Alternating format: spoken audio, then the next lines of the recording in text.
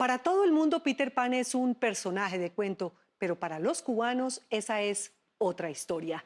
Peter Pan es un drama en el que se hicieron pedazos cientos de familias. 14.600 niñitos y jóvenes salieron de Cuba hacia Estados Unidos para que escamparan la revolución. El problema fue que Castro no se cayó, el aguacero no paró y muchos quedaron huérfanos para siempre. Son Peter Pan, el famoso músico Willy Chirino, el alcalde de Miami o el abogado Emilio Cueto, un hombre que duró media vida como remando de vuelta a la isla para conseguir un papel y poder despedir a su mamá en su lecho de muerte. Andrés Sanín reconstruyó una historia sin campanitas, con otros piratas y en el país de nunca jamás. Le dije, lo que pasa es que mi madre está muy grave, ha estado muy grave, llevo años tratando de verla. Yo estoy tratando de ver a mi madre morir y yo no quiero poner una rosa en el cementerio de La Habana, sino darle un beso en la mejilla a mi madre. Para darle ese último beso a su mamá y verla morir en paz después de 16 largos años de separación, el abogado Emilio Cueto tuvo que escapar de un laberinto burocrático, recorrer medio mundo en busca de una visa, un simple papel, e incluso amenazar al régimen cubano con inmolarse a su bandera. Yo llamaba todos los días a la embajada. Rosibón, ya llegó la visa. No, Cueto, no te desesperes. Y entonces le dije, mira, ¿sabes lo que va a pasar? Cuando abra la UNESCO, yo me voy a encadenar a la bandera cubana. Y cuando pase la delegación cubana, va a estar la prensa allí y me van a ver encadenado a la bandera cubana porque me voy a encadenar al poste. Y cuando venga a preguntarme la prensa, diré que quiero ver morir a mi madre. ¿Y qué vas a responder tú? Cuba y la revolución cubana seguirían luchando y seguirían resistiendo. Casi tan beligerante como Fidel, la lucha de Emilio Cueto por volver a Cuba empezó cuando su mamá, por pánico a la revolución, tuvo que tomar una decisión desgarradora, enviar a su hijo a Estados Unidos mientras se caía Castro. Es parquear al hijo en un sitio seguro mientras la situación en Cuba se resuelve. Castro tambaleó, pero no se cayó. Y fue un exilio masivo de más de 14.000 niños, liderado por la iglesia, con nombre de cuento infantil, la Operación Peter Pan, un drama no muy conocido, pero muy familiar para Emilio, que separado de los brazos de su mamá, le escribió cientos de cartas al Papa, a Castro y todo Cristo. Doctor Castro, sí, porque él es abogado. Muchas veces en sus discursos le he oído decir que la revolución es generosa.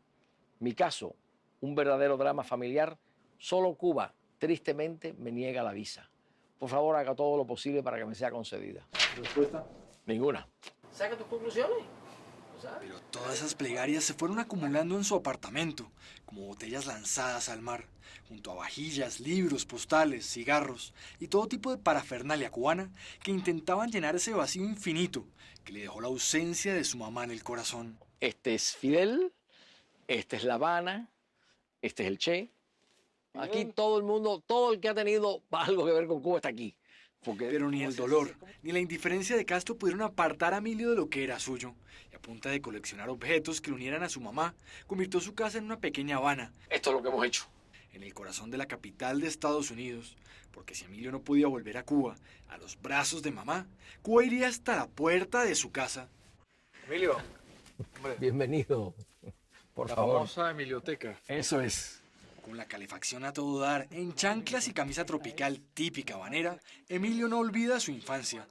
La muerte de su papá cuando tenía solo 5 años y se convirtió en el único hombre de la casa, en ese muchacho inocente que celebró con su hermana y su mamá la llegada de Fidel Castro a La Habana. Nos paramos en el muro a ver entrar a Fidel. Yo vi entrar a Fidel pasando por la esquina de mi casa. Fidel había estudiado en mi colegio, o sea, en el colegio de Belén, de los jesuitas, o sea que realmente era un orgullo. Con Castro en el poder, creyeron que era el fin de la dictadura de Batista, pero fue solo el comienzo del fin de su familia.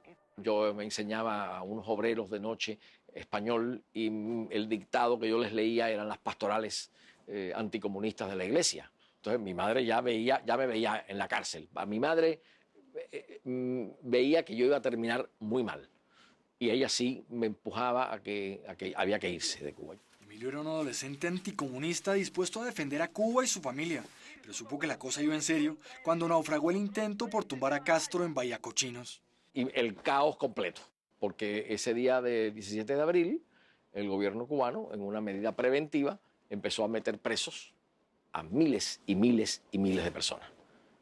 Entonces yo llamo a varios compañeros de curso y me sale la mamá, me dice, acaban de llevar preso a mi hijo.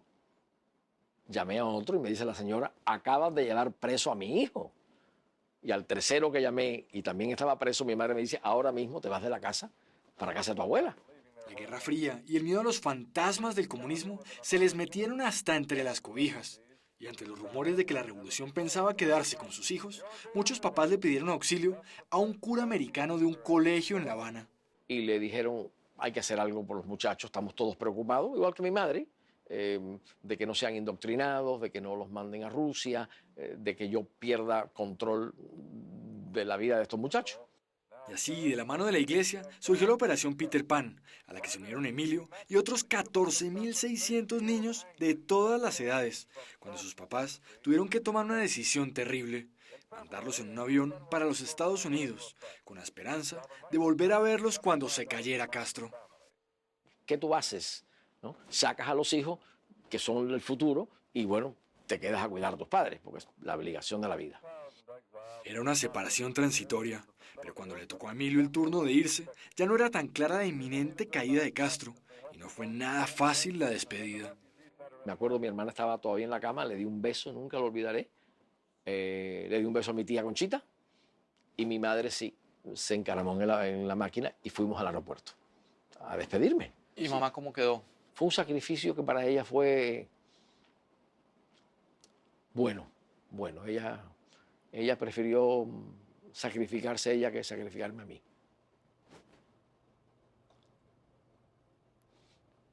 La pobre.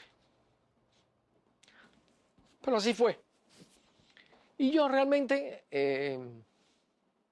llegué a los Estados Unidos y claro, joven, curioso, interesado en aprender, pues miré para adelante. O sea, yo no miré para atrás. Eso fue amor de madre. Real. Sí, sí. Para muchos pedropanes, como los bautizaron en Estados Unidos, la separación fue aún más traumática. Eran muy niños, no sabían inglés, y algunos hasta tuvieron que soportar abusos físicos y hasta sexuales en los campamentos, orfelinatos y familias a los que llegaron. Entonces, para muchas personas, el trauma fue muy grande. Y evidentemente, muchos reencuentros fueron muy tristes y muy complicados, porque como los padres explican, cómo los hijos, qué esperan los hijos de sus padres después del encuentro. En algunos casos Se sienten abandonados. Se sienten abandonados. Si esos pedropanes tuvieron que crecer a los golpes, en ese exilio del nunca jamás, Emilio tuvo mejor suerte. Era mayor, entendía la razón de la separación y tuvo la fortuna de aterrizar en una universidad que lo acogió con los brazos abiertos. Este edificio tan hermoso era la administración y la gran parte de mis charlas. En ese campus paradisiaco, Emilio se entregó al estudio, pero el odio y los absurdos de la Guerra Fría siguieron persiguiéndolo cuando explotó la crisis de los misiles nucleares que instaló la Unión Soviética en Cuba. Mi familia está en la otra ciudad que si viene una bomba o si viene una bomba aquí, pues explotamos todos. Yo creo que el mundo jamás se ha visto en un momento tan cerca de un holocausto como aquel momento. Entre esa tensión nuclear intercambiaban cartas y cada cumpleaños hablaban por teléfono, pero su mamá envejecía como la revolución.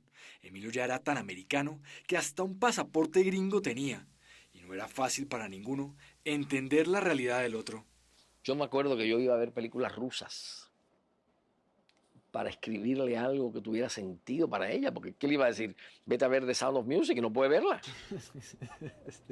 En ese teléfono roto se la pasaron durante años, separados a solo 400 kilómetros de distancia, por ese muro imaginario que había entre capitalismo y comunismo, viendo cómo miles de cubanos se lanzaban al mar para escapar de Castro y cruzar al sueño americano, hasta que un día Emilio llamó a Cuba y su tía le lanzó una verdadera bomba. Y me dice, tu madre se está muriendo en el hospital. Y dije, ¿cómo que se está muriendo en el hospital? Sí, le dio una trombosis y está en el hospital. Digo, perdón, digo, ¿cómo es posible que yo me entere llamando yo? Dice, aquí no se puede llamar. O sea, de Cuba no se podía iniciar una llamada.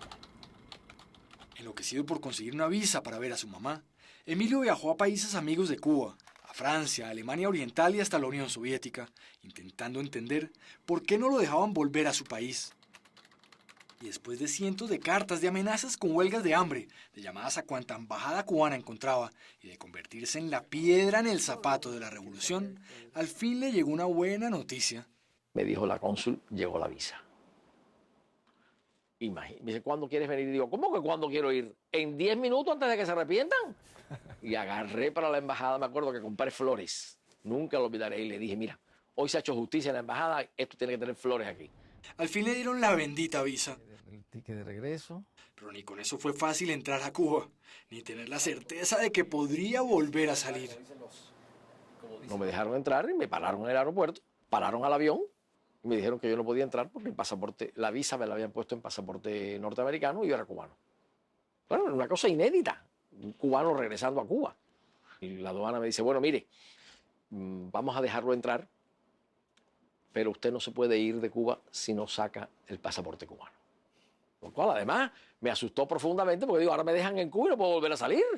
Y con el corazón paralizado de angustia y emoción, volvió a ver a su mamá, después de 16 años de haberla dejado en ese mismo aeropuerto. Pero mamá, cuando se enteró que yo iba, rehusó quedarse en la casa y para allá se fue al aeropuerto. Resucitó. Sí, sí. Esa pobre mujer que esperó 16 años. Y me acuerdo como si fuera hoy, porque como estaba ciega, entonces me tocaba la cara para reconocerme, ¿no? Muy duro. Pero bueno, ya estaba en la casa. Una casa que era el espejo de una familia rota. Como mi familia no estaba integrada a la revolución, todo se había ido deteriorando. Y me acuerdo que llegué al techo del cuarto de mi madre, se había caído todo la escayola. O sea, realmente era como una ciudad bombardeada, una casa muy, muy desmejorada. Y lo más duro fue descubrir entre los escombros que su mamá nunca lo había dejado ir. Mi cuarto se dejó como el día que lo dejé. Abría las gavetas, estaba allí la libreta, el compás de la escuela, la goma de borrar, las medallas que me gané, y lo guardan todo igualito. Era una cosa así, era un altar. No. El tiempo parecía haberse congelado en Cuba, pero su visita logró reanimar a su mamá. Mi visita le hizo mucho bien. Primero llevé mucha medicina, le llevé una silla de ruedas, le llevé un andador, llevé agua caliente. O sea, pude mejorar un poco su estatus. Pero verlo convertido en un exitoso abogado le permitió quitarse un peso de encima y descansar en paz. Ella dijo, yo me sacrifiqué, yo sufrí, pero mira, ¿sabes qué? Se ha hecho un profesional, es un abogado, habla varios idiomas. Su mamá murió tranquila casi 4 años después, pero Emilio pudo visitarla varias veces, remendar la herida de su separación y hasta convertirse con sus viajes, sus libros y su biblioteca cubana, como llama su casa, en un embajador no oficial de Cuba. ¿Todavía te hablas con Pedro Panes o no? Muchísimo. Aquí tenemos unas reuniones cada ciertos meses. Hay todo un grupo y un sentido de solidaridad. Pasamos algo muy complicado juntos y bueno, sobrevivimos, ¿no? Y sobrevivimos con éxito. Libre de odios y rencores, dejó de ser un Peter Pan, un huérfano de la revolución atrapado en el país del nunca jamás, y se convirtió en un símbolo de reconciliación, en un puente luminoso entre dos países que estuvieron a un pelo de cueto de borrarse a los bombazos, todo en nombre de una ideología y bajo un mismo sol.